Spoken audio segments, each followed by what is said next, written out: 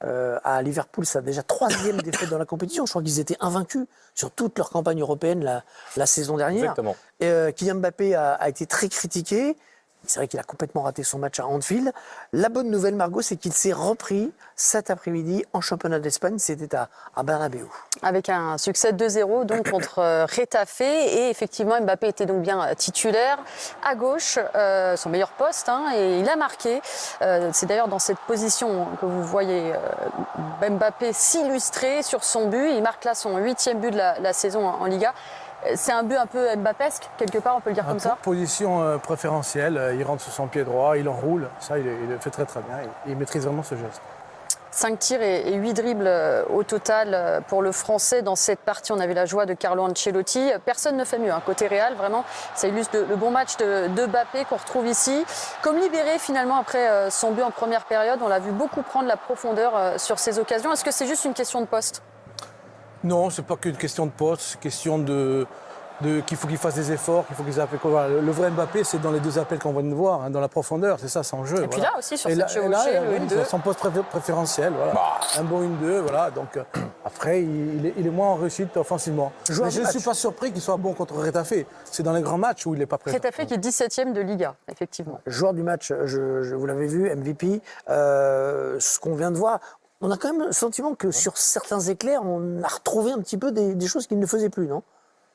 Il y a eu du déchet, on l'a vu sur certaines situations dans la rencontre, mais franchement, c'était pas un mauvais match de Kylian Mbappé. C'était en tout cas un meilleur match que les dernières rencontres qu'on a vues, que ce soit en Liga ou en Ligue des Champions. Et il s'est créé quand même de nombreuses situations, même s'il y a toujours ce déchet dans la finition. Mais on l'a vu faire des choses qu'on ne le voyait plus faire ces derniers temps. Et le but, Margot et Fred parlaient d'un but mbappesque. C'est un but qu'on ne le voyait plus marquer ces derniers mois. C'est le plus beau, certainement, qu'il ait marqué depuis qu'il est au Real, avec le but contre l'Atalanta en Supercoupe. Il y avait le Celta Vigo aussi qui était très joli depuis l'extérieur de la surface, mais c'est dans le top 2 ou 3 au Real. C'est vrai, c'est que des pénaltys, donc ou des balles à cage vide. Il a marqué 3 pénaltys et la semaine passée, c'était cage vide sur Vinicius. Il y a deux manières de voir les choses. Soit vous voyez le verre à moitié plein et vous vous dites il progresse et c'est mieux que ce qu'il a fait ces derniers temps, ce qui n'était pas difficile puisqu'il avait été quand même parfois le plus mauvais joueur de son équipe. Soit vous vous dites que contre Getafe, il en a marqué 1 et qu'il aurait pu en mettre 2 ou 3. Alors il aurait pu marquer un but de plus s'il avait tiré le penalty, condition de le mettre, mais ce n'est pas lui qui a marqué, puisqu'il y a 2-0, but de Bellingham. Oui, à la demi-heure de jeu, effectivement, un penalty obtenu par les Madrilènes sur bien cette faute. Il est un peu ceinturé, la Rudiger, dans cette surface de réparation. Le penalty, donc, qui va être tiré, effectivement, par Bellingham. Il a tout de suite pris le ballon. Bon, c'est vrai que c'est une alternance cette saison au Real Madrid sur les pénaltys. Penalty transformé par le Britannique. Et l'alternance, ça devait pas être entre Vinicius est blessé. Oui, ça m'a pas échappé, mais entre Vinicius et Mbappé. Je ne savais pas que Bellingham était dans l'équation. Il y avait eu un penalty. Bellingham avait pris la balle et le penalty avait été annulé. Donc, par la VAR, apparemment, ils sont 3 sur le coup. Parce que le point noir de la semaine pour Mbappé, c'est bien sûr ce penalty manqué à Liverpool, alors que le Real était mené 1-0. Donc c'était une occasion de revenir à un partout. Je vous ai entendu dire, Frédéric Antonetti, je ne suis pas surpris qu'il marque des buts contre Getafe. Ça veut dire que pour vous, c'est plutôt sur ce match-là, bien sûr, qu'on l'attend. Pas les grands joueurs, on les attend dans les grands matchs. Pour avoir suivi longtemps Mbappé, depuis 2022, depuis le 9 mars 2022 contre Real Madrid, où Paris Saint-Germain aurait mérité de se qualifier, je ne sais pas, ce fameux match où Donnarumma se fait prendre le ballon par Benzema. Donc il y a 2 ans quand même. Alors que dans le contenu des matchs, Paris Saint-Germain était vraiment supérieur. Depuis ce match-là, il y a eu la Coupe du Monde, il y a eu le Championnat d'Europe, il y a eu des matchs de Ligue des Champions. Il n'a jamais retrouvé son niveau. Donc voilà, moins d'efforts, moins d'investissement, moins d'intensité, beaucoup d'épisodes, je pars pas. Donc les relations avec Messi, les relations avec Neymar. Donc on parle aussi. Qui doit son procès, sûrement, plein de choses. On ne parle pas de football. Alors, contre les équipes un peu plus faibles où il domine beaucoup, comme Getafe, on voit ses qualités. Mais dans les grands matchs, il est plus performant. Ensuite, je pense que Deschamps l'a rendu service en le mettant capitaine. Parce qu'il a mis capitaine quand il était au plus bas. Et il faut que les joueurs se remettent en question. Et se remettre en question, c'est parfois les titiller un peu. Pour se remettre la tête à l'endroit, même si encore une fois il y a eu du mieux aujourd'hui, il faut qu'il fasse quoi ? Certains ont suggéré qu'il s'arrête. Le Real rebondit après sa défaite à Liverpool, au retour aux affaires courantes et victoire 2-0 des Madrilènes aujourd'hui à la maison face à Retafe. On va revenir sur cette rencontre et cette victoire avec Damien Perkis et Luisa Decip-Cadamuro. On va commencer avec l'ouverture du score et la faute. Maline, intelligente. Maline, c'est le mot de Rudiger du coup qui va permettre d'obtenir un penalty. Ouais, c'est bien joué parce que déjà il a fait la différence sur Niom et ensuite on voit Niom qui tente de l'accrocher et Rudiger avec son bras voilà, qui serre contre lui le bras de Niom, ce qui empêche Niom de pouvoir se retirer. Et derrière, l'arbitre avait déjà pris l'information qu'il y avait faute.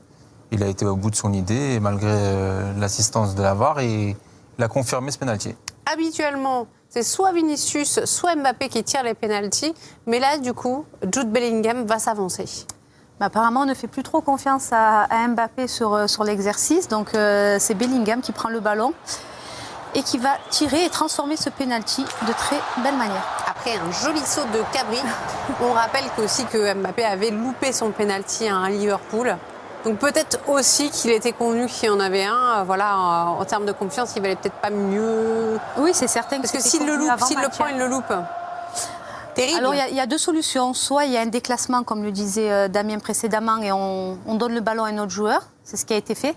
Soit on redonne le ballon à celui qui a raté pour essayer de lui redonner confiance et de lui permettre cette fois de réussir l'exercice du penalty. Mais cette fois, c'est Bellingham qui s'est présenté. Ouais, puis là, c'était, je pense, dans la globalité et la question de confiance de Mbappé, c'était pas le moment idéal pour lui. Parce que même que ce soit le penalty ou en général dans le jeu, il n'y avait pas la confiance. Donc Bellingham était tout trouvé pour pouvoir le succéder.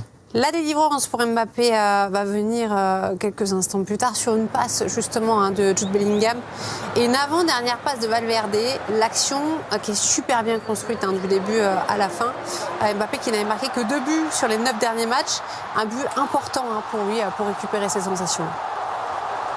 Oui, après moi j'aime bien l'avant-dernière passe de Valverde parce qu'elle accélère vraiment le jeu et elle permet à Bellingham d'avoir le temps de donner ce ballon à Mbappé. Après, on connaît tous, une fois qu'il prend la profondeur, c'est là où il est le meilleur.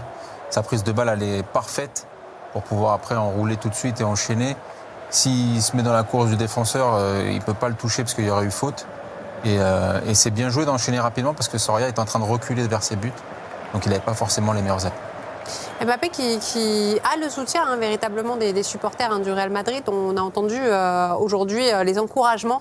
Ils l'ont véritablement poussé à chacune de ses prises de balles durant tout le match. Et il s'est procuré effectivement beaucoup d'occasions aujourd'hui, le Français. Sa vitesse, c'est son point fort en fait. Quand il est dans un bon positionnement, qu'il part comme ça, il est quasi injouable. Bon, ouais, il faut la finition maintenant.